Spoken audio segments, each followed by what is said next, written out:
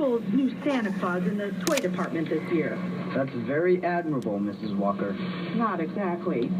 This man seems to be all right in every way, even a natural white beard. But he is actually convinced that he is Santa Claus. Interesting. I was hoping you could help the old fellow out a bit. You mean he actually maintains his character outside of the work environment? Yes, I'm afraid so. Oh dear. Sounds to me like a classic case out of an abnormal psychology textbook. What other symptoms are there? None that I know of. Persistent delusion. Very bad sign. Very. This sort of thing is usually deeply rooted in a failure to have emotional needs fulfilled in childhood. So the subject tries to personify the image of affection and gift-giving. What is the subject's name? Kris Kringle? You've got to be kidding. I wish that I were. But please don't alarm him. He's a very valuable employee right now. What do you want me to do? Just drop by and observe him. And then maybe arrange an interview. Keep it casual. Leave it to me, Mrs. Walker. He'll never suspect that I suspect. Walker? Are you Doris Walker? Yes. Yes, that's one of the names I'm called. I'm Albert Sawyer, Mace's Human Resource Manager. Oh, well, how do you do? That remains to be seen. Mr. Kringle, before the customers start coming in, I'd like to get acquainted with you a little. As you are a new employee, store policy requires that I ask you some questions. Have you enjoyed your work here so far? Oh, I'd hardly call it work. To be honest with you, I normally do this sort of thing for free. I see. So, you normally promise gifts to children around Christmas time? Oh, I do my best. How do you presume to provide all these gifts yourself?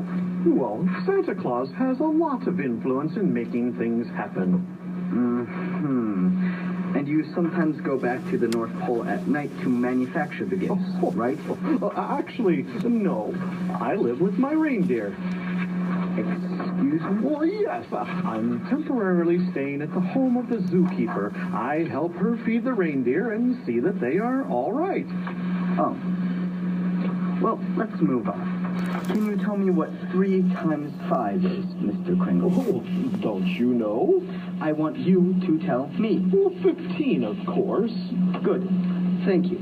Now I want you to... Oh, I know. Extend my arms and touch my nose, alternating between index finger and each hand. I also know this one. Watch. That's a good one. Hey, do you know any new ones that I haven't seen before? Who was the first president of the United States? Well, George Washington. And do you know who was vice president under Grover Cleveland? I have no idea. Mr. Kringle, I'm conducting this interview, if you don't mind. Now, are you married? Oh, is that a proposal? How many fingers am I holding up? 3. Oh, my, I see that you bite your nails. Do these interviews make you nervous? That's none of your business. Oh. Now, how much is 3 times 5? Oh, 15, the same as it was the first time you asked. Do you know that unconscious repetition is often a sign of overwork and stress? Are you getting enough rest, Mr. Sawyer? That'll be all, Mr. Kringle. Oh, you could really use a nice vacation. Why don't you take a couple of weeks off? I could talk to Ms. Macy for you. I'm leaving. Oh, goodbye, Mr. Sawyer.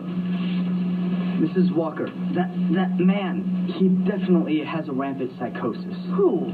That Santa, that Kris Kringle. Oh, come on, Sawyer. His doctor was just here, and he assured me that Kris was perfectly harmless.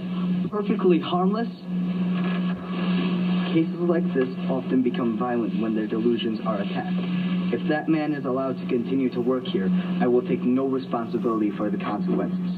That's all right. I'll take the responsibility, Mr. Sawyer. Don't you worry about it. If I'm the psychologist around here, I think my opinion should be respected. I warn you, Mrs. Walker, that if that man becomes violent and something happens, well, I'll be the first to say, I told you so. Goodbye. Goodbye. My goodness, Mr. Sawyer.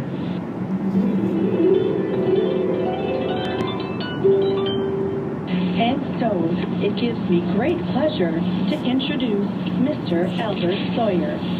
Ladies and gentlemen, tonight we are here to explore the nature of the Santa Claus myth. By the time this lecture is concluded, I feel confident that you will share my heartfelt convictions that this legend, which has been handed down over the centuries, is an outrageous atrocity, and that it has been detrimental to generation after generation of innocent young persons of both genders. The symbolic figure of Santa Claus, St. Nicholas, or Kris Kringle, whatever we may call him, represents a classic expression of the wishful dreaming of all children. Instead of teaching children that things they won't come for free, they should be taught while they are still in their formative years the value of the work ethic that has made this country great. They must realize that this is a hard and competitive world, and if they are to succeed, they must learn the difference between myth and reality. Mature adults who continue to perpetrate this fable reveal themselves as incompetent and neurotic personalities who have failed to adjust to the stringent demands of our culture. Not only have they damaged their own existence, but they are harming their children's future.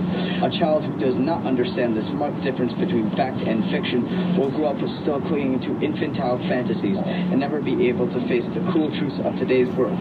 Oh boy. Why do we do this to ourselves, you ask? Don't ask. To compensate for feelings of guilt. That's why we perpetrate the myth of Santa Claus. Parents who feel guilty because they've neglected their children 364 days of the year and pick this one day to overwhelm the kiddies with gifts and doing it as to purge their shameful behavior. And parents and grandparents who swamp the child with talk about Santa Claus and stage the Christmas charade are reenacting their own infantile emotions, which they have never outgrown. Therefore, I suspect the vaunted spirit of giving is nothing but selfishness in disguise. Far from doing any good in the world, this vicious myth has done more harm than... Now, just a minute here. I'm giving this lecture, Mr. Kringle. An open discussion was to be included, I believe. The discussion will take place after the lecture is over. Boo! No more! Walker, I refuse to continue. Yeah. This blatant fraud is removed from the platform. Chris, we have to, please. I'm sorry, Mrs. Walker, but I just can't sit here and listen to this depressing absurdity of this man's propaganda. Absurdity? Fraud, am I?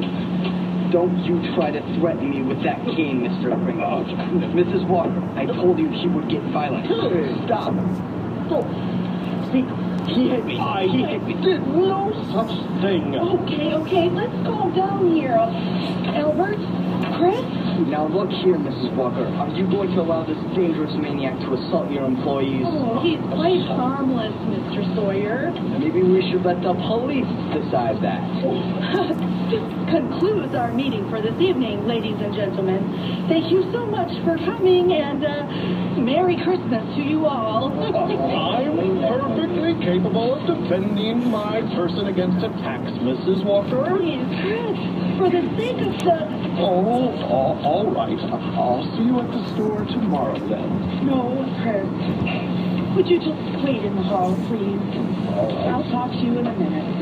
Society has ways of dealing with your kind. Whoa! That's what I mean. He's a dangerously deranged man. In cases like this, there is no warning. He could strike at any time. I hardly think that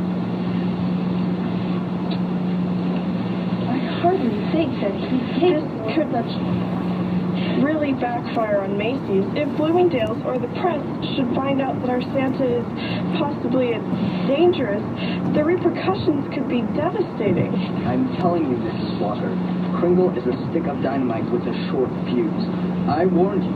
Thank goodness I was the victim of his lunacy and not some poor defenseless child dangling on his knee. We've got to do something at once. But he's just a kindly old man. Aren't you sure he touched you with that cane? Yes, and he will again. He has evidently suffered a sudden change of personality and has entered a violent stage. But Dr. Pierce assured me that such a thing could never happen with Chris. He said his delusion is a positive one. Dr. Pierce is not a psychiatrist. Neither are you. In that case, your responsibility is to have him thoroughly examined by a competent psychiatrist. I agree. Well, I don't. Chris has been examined many times, according to Dr. Pierce. Well, then one more time won't make any difference. If the psychiatrist finds him competent, then he can come right back and resume his job here. And if he doesn't, then you certainly will have done the right thing. Well, The only problem now is to get him out of here without creating another scene. In his present condition, he would most certainly react with violence. You'll have to explain it to him, Doris. He trusts you. I simply can't hurt the old man. Well, never mind. I won't need you, Mrs. Walker. I know what to do. What are you going to do? I'll apologize, and I'll invite him for dinner. And then persuade him to have an examination by a competent psychiatrist tomorrow. Well, all right, Albert. Call me later and let me know how you worked it out, okay? Mr. Kringle, are you still there? Please come back. I'm truly sorry about our misunderstanding. Are you all right? Well, certainly, Mr. Sawyer, and I accept your apology. Thank you for the dinner invitation, but I believe I'll go with Mrs. Walker. That's all right, Chris. It'll give me some time to take care of some shopping. I'll go with Miss Shellhammer, and well, I'll just see you in the morning. Shall we go? Would you excuse me a moment? I need to talk to the elves. Of course. I'll go collect my things. I've been thinking, do you remember how we should always look for the good in everyone, no matter how bad the person seems to be? Does everyone include Mr. Sawyer? Oh, yes, sometimes the good in... In order of appearance from Miracle on 34th Street, Dr. Pierce and newscaster Mike Wiedmeyer, Chris Kringle, Santa Claus, Ron Wilkie, Bag Lady and Ms. Macy, Judy Roth, Rich Person, Diane Revale, Shellhammer, Ryan Wilkie, Doris Walker, Angel Yako, Susan Walker, Casey Wendling, Fred Gailey, Nathan Fink, Drunken Santa, Dan Bell, Albert Sawyer, Zane Rader, Ms. Bloomingdale, Jen Peters, Judge Harper, Tim Bachhuber, Finley, Duncan, and the Dutch girl, Jerry Foyt, Ms. Mara, Dana Bartelt, Charlene Halloran, Kylie Hill, Sharon, Megan, foster mother and Allie, Whitney Steger, James and child number 1, Mike Thompson, Sharon's parent and Louise, Michaela Beal, Johnny's parent, Alyssa Rosano, elves, Whitney Steger, Mike Thompson, Michaela Beal. The narrator was Jane Mester. Sound effects and production is Red Arman. Producer Diane Robale. Director Dan Bell. On behalf of the cast, WBEV, WXRO, and our sponsors, we hope you enjoyed this radio production of Miracle on 34th Street. We wish you all a very Merry Christmas.